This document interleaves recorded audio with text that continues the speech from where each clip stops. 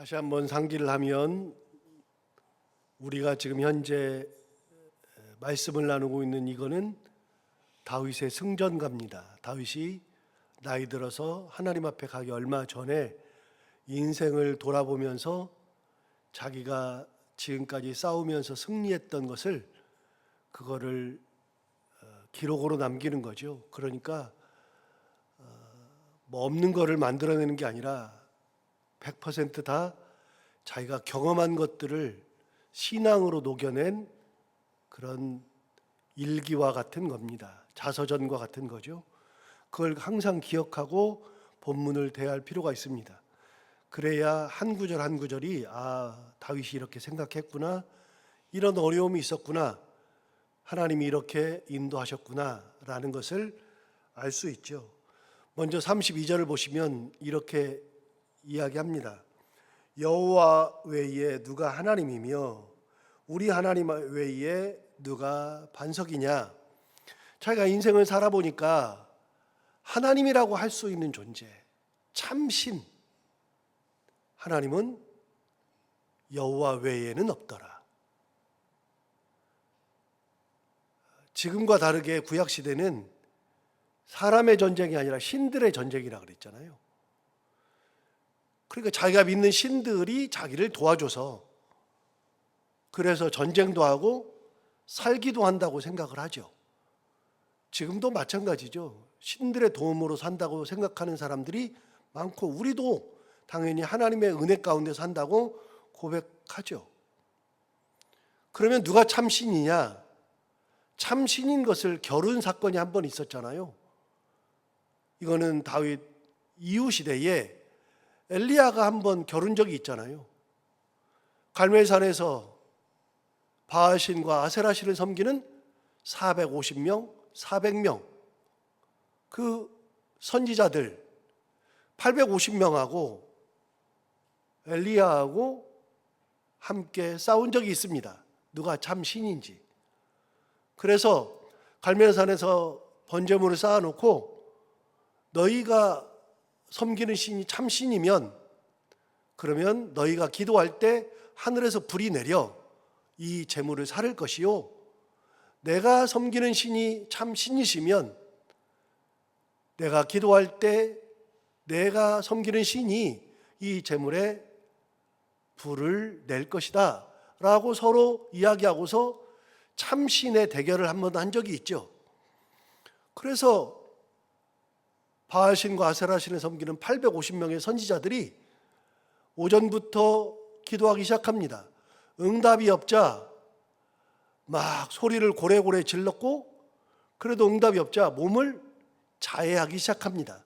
피를 철철 흘리면서 자해하기 시작하는데 오전 시간이 다 지나가니 엘리야가 말하죠. 너희 신 밖에 나가셨나 보다.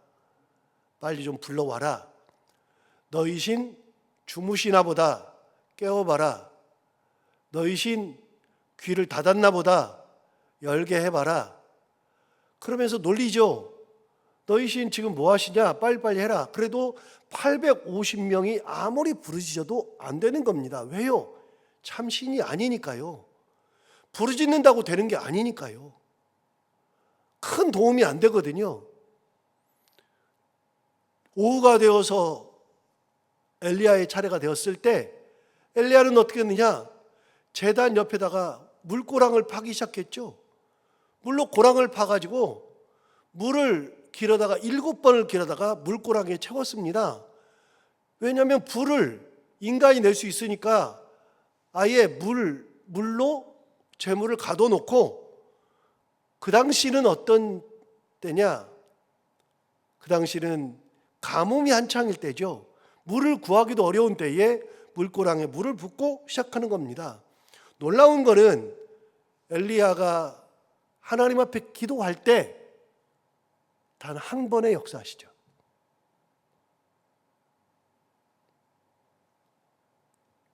그래서 하나님께서 불로써 제물을 태워버리죠. 참신인 것을 증명하잖아요. 이게 이제 구약시대의 신들의 전쟁의 이야기입니다. 너희 신이 참신이냐? 우리 신이 참신이냐? 그걸 가지고 구약시대에 그렇게 싸웠어요. 그런데 다윗의 결론이 뭐냐? 여호와 외에 누가 하나님이냐? 다윗은 전쟁을 하기를 그냥 사울과만 전쟁한 것이 아니라 블레셋과도 전쟁해, 아말렉과도 전쟁해, 에돔과 모압과 암몬과 아람과 북쪽에 있는 저 페니키아랑도 전쟁해, 이스라엘을 둘러싸고 있는 모든 곳과 다 전쟁했잖아요. 그런데 그렇게 전쟁을 할 때 단 한 번도 다윗이 패한 적이 없어요. 다윗은 전무후무하다 그랬잖아요. 뭐가 전무후무하냐? 다윗은 백전백승이에요. 뒤집으면 백전불패예요. 패해 본 적이 없어요. 여러분, 사람이 어떻게 안 패합니까? 어떻게 다 이깁니까? 전쟁을 어떻게 다 이길 수가 있어요? 그거는 불가능한데 다윗은 다 이겼어요. 그런데 모압의 신, 그모스, 암몬의 신, 몰렉, 이런 것들이 있잖아요. 에돔의 신, 그 다음에 아람의 신, 페니키아의 신, 그리고 아말렉의 신, 블레셋의 신, 이 모든 다곤 신이랄지 이런 신들이 다 있는데 단 한 번도 패해 본 적이 없어요. 내리는 결론이 뭐냐? 하나님 외에는, 여호와 외에는 다른 신이 없더라. 여러분, 인생을 살면서 우리가 고백할 수 있는 건 뭐냐? 하나님 외에는 다른 신이 없다. 그런데 놀랍게도요, 이사야 45장에서 하나님께서 뭐라고 말씀하시냐면 이렇게 말씀하신 적이 있어요. 이사야 45장 21절에서 하나님께서 이렇게 말씀하세요. 너희는 알려라. 사람들에게 알리며 진술하고 또 함께 의논하여 보라. 이 일을 옛부터 듣게 한 자가 누구냐? 나 여호와가 아니냐? 그러면서 뭐라 하냐면 하나님이 이렇게 말씀하셨어요. 나 외에 다른 신이 없나니 나는 공의를 행하며 구원을 베푸는 하나님이라. 그 다음 또 뭐라 그러냐면 나 외에 다른 이가 없느니라. 이거 이사야 45장 21절에서 하나님께서 하시는 말씀이에요. 하나님이 뭐라 그러냐면 나 외에는 다른 신이 없다. 그래서 하나님 외에는 신이 없어요. 근데 영어에서 신을 얘기하잖아요. 우리도 신이라고 얘기하잖아요. 하나님도 신이에요. 그래서 하나님 신자를 쓴다고요. 신자 이렇게. 그 하나님 신자를 우리가 쓰는데 하나님 신자를 쓰고서 이걸 신이라고 읽어요. 그런데 이 신자에 하나님 외에도 다른 것들 다 똑같은 한자를 써요. 하나님 신자를. 구분이 안 돼요. 구분이. 그래 여담입니다만 우리 장인어른께서 하나님 신자를 이렇게 다른 신하고 똑같이 쓰는 것이 마음에 진짜 안 드신가 봐요. 30년 전부터 그 하나님 신자 그 밑에 납신 그 위에 옆줄을 하나 더 그어가지고 납신에 이렇게 해가지고 십자가 형태의 신자를 써가지고 차에다 붙이고 다니세요. 진짜 유별나다 싶을 정도인데 그걸 30년 동안 하시면서 어떻게까지 하시냐면 신문에다 광고도 내세요. 하나님 신자는 바꿔야 된다. 이게 하나님과 일반 신을 똑같이 쓰면 안 된다. 그래가지고 스티커 가지고서요 나눠주시기도 하시고. 우리 장인어른 진짜 유별나신 분이에요. 대단하신 분이에요. 그런데 우리는 구분이 안 되는데 영어에서는요 신을 갓이라 그러잖아요. 갓, God라고 쓰잖아요. God라고 쓰는데 갓이라고 쓰는데 갓을 쓸 때 하나님은 대문자로 G를 쓰고 일반 신들은 소문자로 G를 써요. 구분해요. 영어에서는 구분을 정확하게 해요. 그래서 영어 성경을 보면요 나 외에 다른 신이 없다 할 때 그 신은 하나님만 의미하는 거니까 갓을 대문자로 쓴다고요. 여러분, 우리가 세상을 살면서 경험할 수 있는 게 뭐냐? 하나님도 얘기했어요. 나 외에 다른 신이 없다 그러는데 다윗도 똑같이 얘기하잖아요. 여호와 외에 누가 하나님이냐? 라고 얘기하죠. 이게 뭐예요? 자기 인생의 경험. 계속 얘기하잖아요. 여러분, 다윗의 이 승전가는 무슨 고백이냐면 경험적 고백이라고 그랬잖아요. 경험적 고백. 인생을 쫙 경험해 보니까 하나님 외에는 신이 없더라. 하나님 외에는 신이 없더라. 다른 여호와 외에 누가 하나님이냐라고 얘기해요. 그래서 살아보면, 이 하나님을 경험하면 하나님 외에는 없어요. 구약 성경은 그걸 다 얘기하잖아요. 엊그저께 얘기한 것처럼 사자굴에 들어가는 다니엘이 사자굴에 갔다 와서 뭐라고 고백해요? 하나님은 참 신이십니다 라고 고백하잖아요. 왜요? 사자굴에 갔는데 사자가 나를 먹지를 못해요. 밤새 사자가 내 옆에 오지도 못해요. 발톱을 세우지도 못해요. 아무것도 못해요. 너무 희한하죠. 갔다 와서는 뭐라 그래요? 하나님은 살아 계십니다. 우리도 다 그렇게 고백한다 그랬잖아요. 저는 인생에서 고백할 하나님이 너무 많아요. 왜요? 저는 제가 혼자 예수 믿으면서부터 시작해가지고 여기까지 왔으니까 다른 목사들에 비해서는요, 신앙적 경험이 진짜 많아요. 그래서 모태신앙과 저는 좀 달라요. 저는 험악한 세월을 지났어요. 정말 힘들게 여기까지 왔어요. 그런데 그 힘들게 여기까지 왔는데 그 힘들게가 하나님의 역사예요. 저를 그렇게 힘들게 하면서 거기서 하나님의 살아계심을 보여주지 않으면, 그때마다 경험하지 않으면, 저는 뿌리가 없으니까, 부모로부터 받은 뿌리가 없었으니까 하나님을 그렇게 강하게 고백하지 못해요. 그런데 하나님께서 그 뿌리를 만들기 위해서, 그 뿌리를 내리고 큰 나무로 자라게 하기 위해서, 신앙의 나무로 자라게 하기 위해서 하나님께서 끊임없는 시련을 주신다고요. 그 시련 가운데에서 여기까지 왔는데, 이렇게 고백하면서 오다 보니 진짜 하나님은 딱 고백하는 게 있어요. 하나님은 살아 계십니다. 하나님 살아서 역사하십니다. 진짜 역사하셔요. 다니엘이 사자굴에 갔다 와서 뭐라고 고백해요? 하나님은 사자 입도 막으시는 하나님, 능력이 하나님, 고백하잖아요. 다니엘의 셋 중으로 뭐라고 고백해요? 풀무불에 갔다 와가지고서 나는 풀무불에 들어가서도 불에 타 죽지 않는 그런 놀라운 경험을 하고 왔는데, 그렇게 하나님은 풀무불에 들어가 있는데 나를 뜨겁지 않게, 제가 이 얘기를 하면서 이사야 43장 2절 말씀드렸잖아요. 너희가 물 가운데로 지날 때에도 너희가 해를 당하지 아니하고 불로 지나갈 때에도 너희가 타지 아니하고. 왜요? 하나님이 함께 가시니까요. 이 경험이 있으면, 경험적 고백은 그래서 무서운 거예요. 대단한 거예요. 그래서 하나님을 경험하는 것이 진짜로 중요해요. 내 삶에서 한 번, 두 번 하나님의 역사를 경험하는 것이 너무나도 소중한 건데, 다윗은 일평생을 전쟁터에서 하나님을 경험했거든요. 그래서 하나님, 여호와 외에 누가 하나님이냐 라고 고백하는 거예요. 이 대단한 고백을 하죠. 자, 두 번째, 똑같은 32절에서 이렇게 말했어요. 뒤쪽을 보시면 우리 하나님 외에 누가 반석이냐. 여러분, 반석이라고 하는 것은 이게 절대로 꺼질 일이 없잖아요.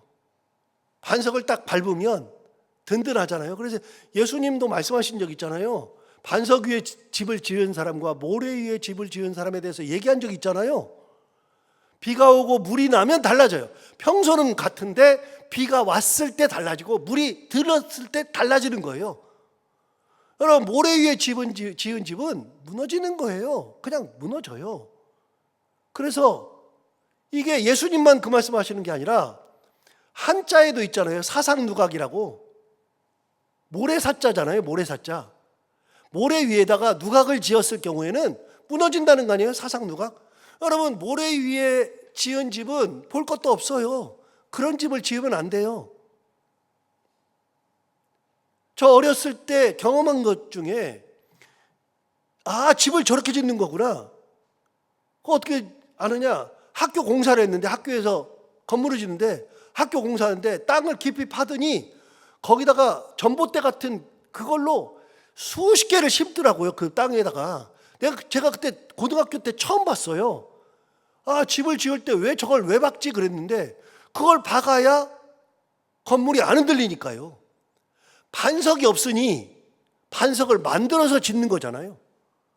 여러분, 반석은 중요한 거예요. 반석이 흔들리지 않거든요. 다윗의 경험은 뭐냐? 내가 일평생 살면서 땅을 밟고 다녔는데 이 땅이 전부 다 하나님께서 반석으로 만들어주신 곳만 내가 걸어 다녔더라. 여러분, 시골에 마당에 들어갈 때 돌을 이렇게 해가지고서 쭉 깔아놓잖아요. 집에 들어갈 때까지 돌을, 동그란 돌이나 뭐 이렇게 네모나게 해서라 돌을 이렇게 해가지고 이렇게 해서 예쁘게 이렇게 길게 하면은 재미없으니까 이렇게 해서 깔아놓잖아요. 왜 깔아놔요? 흙으로 다니면 다 진흙탕에서 신발도 버릴 뿐만 아니라 빠지거든요. 비 오면. 반석이라고 하는 것은 밟았을 때 흔들림이 없는 게 반석인데, 자기의 인생 동안 쭉 와서 보니까 하나님께서 나를 반석 가운데 이끌고 가셨다. 내가 가는 길은 사울의 그 위협 속에서 진흙탕 길 가는 것 같았는데, 돌이켜보니 그런 진흙탕 길 가운데에서도 하나님이 내가 발을 옮길 때마다 거기다 반석을 깔아 놓으셨더라. 이게 너무나도 귀한 경험적 고백이에요. 대단하죠. 그런 것 같아요. 그래서 제가 항상 말씀드리잖아요. 제가 요즘 가장 좋아하는 찬송가가 뭐라고요? 받은 복을 세어보아라. 그래서 제가 지금까지 받은 복을 이렇게 한 번씩 돌이켜보면요, 요즘에 돌이켜보는 습관이 있어요. 돌이켜보면요, 그때 어떻게 이걸 이겨냈지, 어떻게 살아왔지? 진짜 진흙탕이에요. 뻘이에요. 그런데 안 빠졌더라고요. 거기에 빠져가지고 허우적대지 않았더라고요. 허우적대는 것 같았는데 하나님께서 반석으로 내 길, 발을 옮길 때마다 희한하게 거기다가 해놔요. 돌을 깔아놔요. 이게 다윗의 경험적 고백. 이제 여러분들이 하나 머릿속에 꼭 넣어둬야 되는 단어가 뭐냐면 경험적 고백이에요. 경험적 고백. 그냥 하는 게 아니라 경험적 고백. 다윗이 지금 하는 것이 전부 다 경험적 고백이에요. 33절 보세요. 33절 보시면, 하나님은 나의 견고한 요새시며 나를 안전한 곳으로 인도하시며. 자, 이거는 뭐 설명할 것도 없어요. 다윗은 모든 시를 지을 때 대부분이 무슨 시라고요? 전쟁시예요. 전쟁시. 평생을 전쟁만 했으니까. 그래서 다윗이 전쟁시를 지을 때 대부분의 1절은 다 뭐라 그래요? 여호와는 나의 힘이시며 여호와는 나의 방패시며 여호와는 나의 반석이시요 여호와는 나의 요새이시며 여호와의 나는 높은 산성이시며. 전부 다 뭐 하는 거예요? 전쟁하는 거예요. 방패, 요새, 반석, 높은 산성, 힘, 이거는 다 전쟁과 관련이 있어요. 그런데 다윗이 얘기한 것 중에 그냥 저는 그래서 다윗 그러면 항상 뭐가 생각나냐면 방패, 요새, 산성, 이런 것이 꼭 생각나요. 시편의 다윗의 시편 중에 재밌는 거는 그런 시예요. 1절에 꼭 나온다고요. 여러분, 이게 뭐냐? 인생을 살아보니 하나님이 나의 요새가 되셨다. 요새가 되셨다. 나의 든든한 배경이 되시는 거예요. 하나님이 나를 딱 숨기셔요. 그런데 시편 92편인가요? 거기 보면 여호와는 나의 피난처시다 라고 돼 있어요. 내가 주의 날개 아래에 피하리로다. 여러분, 하나님이 나의 피난처가 돼요. 피난처가 되면 내가 피난처에 가야지 내가 사는데, 누가 내 피난처냐? 하나님이 피난처예요. 그럼 어떤 일이 벌어지느냐? 여러분, 놀라운 일이 벌어져요. 분명히 나는 그냥 이런 데 살아요. 여기가 돌아다녀요. 전쟁할 때 나는 그냥 누가 나를 보호해주진 않아요. 그런데 희한한 거는 내가 가는 곳마다 하나님이 내 방패가 되셔서 나를 두르시고, 산성이 되셔서 나를 두르시고, 요새가 되어서 나를 숨기시고, 피난처가 되시고. 희한하죠? 우리의 피난처는 어디에 들어가야 돼요? 우리의 피난처는 산성으로 들어가야 되고 요새로 들어가야 되고 우리의 피난처는 방패를 들어야 되고 이래야 되는데 희한하게 나는 그런 걸 안 하는데 돌아다니는데 어디 숨는 것도 아닌데 여호와가 내 피난처예요. 여호와가 내 산성이요. 여호와가 내 방패시요. 요새시요. 이거는 다윗만 고백할 수 있는 거예요. 사람마다 자기가 만난 하나님을 고백한다 그랬잖아요. 여러분, 아브라함은 뭐라고 고백해요? 여호와 이레라고 고백해요. 아브라함은. 왜요? 자기 아들을 바치라 그랬잖아요, 하나님이. 그래서 아들을 바치러 갔는데 그 아들을 죽이려고 했을 때 하나님이 아브라함아, 아브라함아 하고서 막으신 다음에 어떻게 하느냐? 네가 나를 사랑하는 줄 내가 안다. 그러면서 하나님께서 순양을 준비하시잖아요. 여러분, 순양이 어디 걸려 있어요? 수풀에 걸려 있대요. 수풀에. 이렇게 뿌리 수풀에 걸려 있어요. 여러분, 순양이 수풀에 걸린다는 게 말이나 됩니까? 순양이 그렇게 힘이 없어요? 그냥 이렇게 뚫고 나와요. 그런데 하나님께서 순양을 거기다가 힘을 못 쓰게 하고 수풀에 걸려서 준비하시잖아요. 그래서 아브라함이 만난 하나님은 어떤 하나님이냐? 내 인생을 준비하시는 하나님. 사람마다 만나서 고백하는 게 달라요. 달라요. 그런데 다윗은 어떤 하나님이냐? 다윗은 딱 드는 생각은 방패이신 하나님, 요새이신 하나님, 산성이신 하나님, 힘이신 하나님, 전쟁할 때 계속해서 나를 이끄셨던 하나님. 그래서 여호와는 나의 피난처시요 내가 주의 날개 그늘 아래에 피하리로다. 이렇게 얘기하는 거예요. 34절 볼까요? 34절. 나의 발로 암사슴 발 같게 하시며 나를 나의 높은 곳에 세우신다. 여러분, 암사슴 발 봤어요? 암사슴? 여러분, 사슴은 인간이 길들여서 사니까 그렇지만 사슴이 주로 산 이런 데에 있는 게 아니라 사슴 같은 경우는요 주로 산도 있지만 암벽 같은 데 이렇게 살아요. 암벽 같은 데. 그리고 혹시 사슴 잡을 수 있어요? 죽었다 깨라도 못 잡아요. 암사슴이 얼마나 빠른데요. 그런데 하나님께서 내 발을 뭘로 만드신다고요? 암사슴 발로 만드셔요. 근데 더 재밌는 게 있어요. 34절과 35절은 진짜 재밌는데요. 34절은 이렇게 말했어요. 나의 발은 뭘로 만들었어요? 암사슴 발같이 해서 엄청 빨라요. 다윗이 빠른지 안 빠른지 모르겠어요. 그런데 빠르대요. 왜 이렇게 표현하느냐?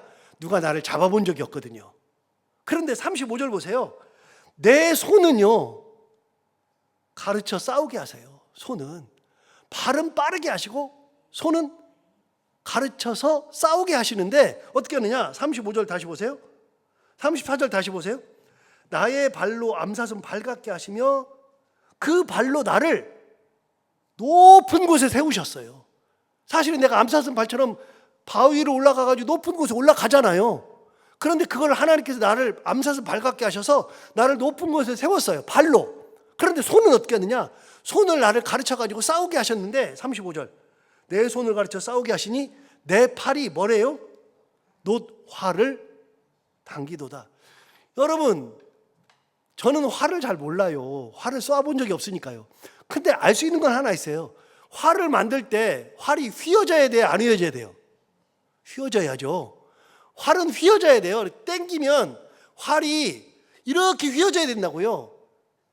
줄을 당기니까 휘어져야 돼요. 휘어져야 나가죠. 가만히 있으면 돼요? 안 되죠. 활이 휘어져요. 이렇게 해야지 당겨진다고요. 그 다음에 활줄은 굉장히 팽팽하게 매요. 마치 국궁하는 분들, 할아버지들이 이걸 당겨가지고 쏘는 걸 보면은요, 저거 해볼 만하다. 가서 당겨봐요. 당겨지나? 안 당겨져요. 얼마나 세게 매는데요. 그런데 놋화를 어떻게 쏘냐고요. 놋화는 못 쏘는 거예요. 그런데 하나님께 내 손을 가르쳐서 싸우게 하시되 놋화를 당기게 하신다. 노토화를 쓰게 하신다. 발은요, 암사슴 발처럼 만들어서 어디 세우신다? 높은 곳에 세우고, 팔은 싸움을 가르쳐 가지고서 노토화를 당기게 하시도다. 내가 하는 거예요? 하나님이 하시는 거예요? 하나님이 하시는 거죠. 그래서 이렇게 성경을 차근차근히 보면요, 너무너무 재밌어요. 다윗이 무슨 말 하는지를 알겠어요. 무슨 말 하는지. 이렇게 비교하죠. 비교. 당겨지지도 않는 거를 당기게 하시는 하나님, 도망가기에 급급할 텐데, 잡힐 텐데 암사슴 발같이 하셔서 높은 곳으로 세워주시는 하나님. 인생을 돌이켜보니, 야, 하나님이 내가 전쟁터에서 싸울 때 암사슴 발처럼 만드시고 손을 싸워서 가르치게 하셔서 노화를 당기게 하시는 하나님이구나 고백해요.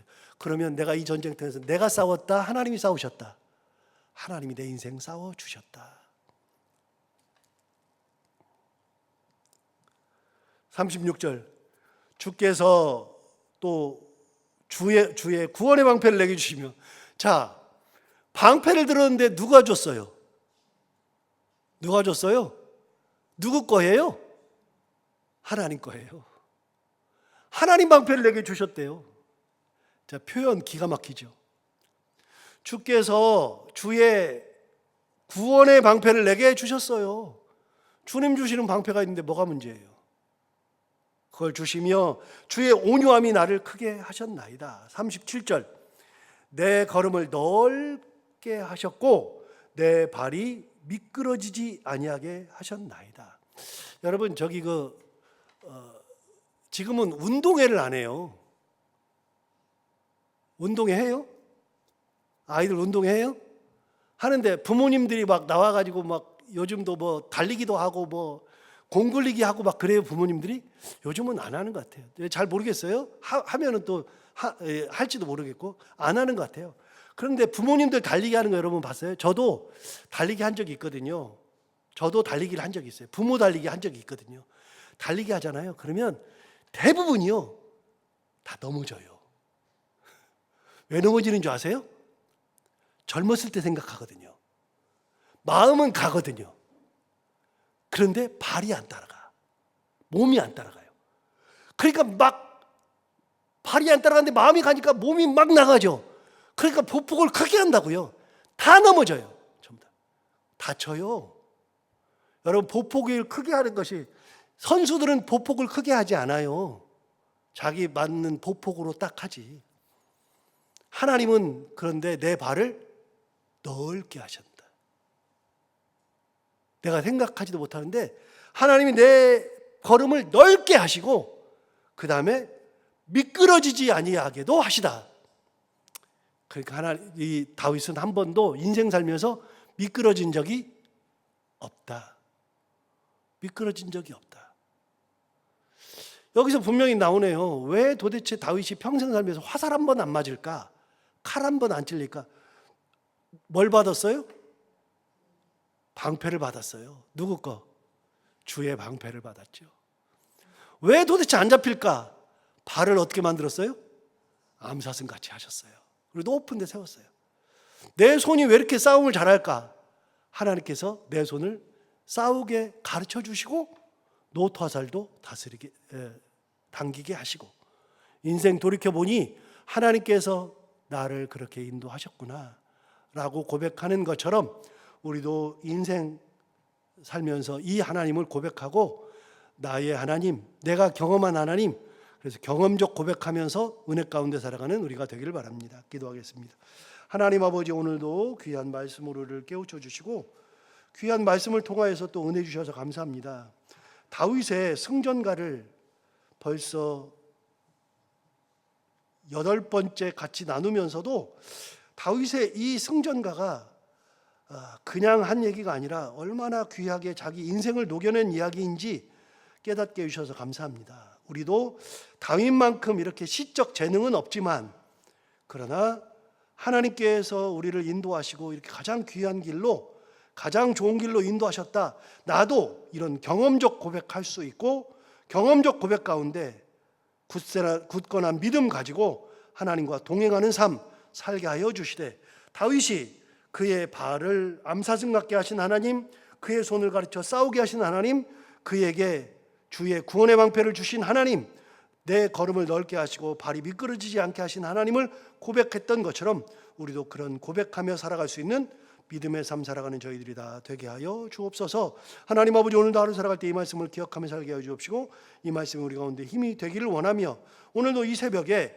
말씀 듣고 기도하기 위해서 나온 살아가는 모든 성도들의 이 헌신, 이 열정, 이 마음, 이 발걸음을 복되게 하시고 하나님께서 은혜의 은혜를 주시기 원하며, 오늘도 기도할 때 우리 기도가 하나도 땅에 떨어지지 아니하고 하늘에 상달되어 다 응답받고 돌아가는 시간이 되게 하여 주옵소서. 하나님 아버지, 오늘도 하루 살아갈 때 우리 가운데 힘 주시고, 오늘도 해야 되는 것들을 기쁨으로 잘 감당하고 만나는 분들과 함께 웃고 행복한 하루가 되게 하여 주옵소서. 예수님 이름으로 기도하옵나이다.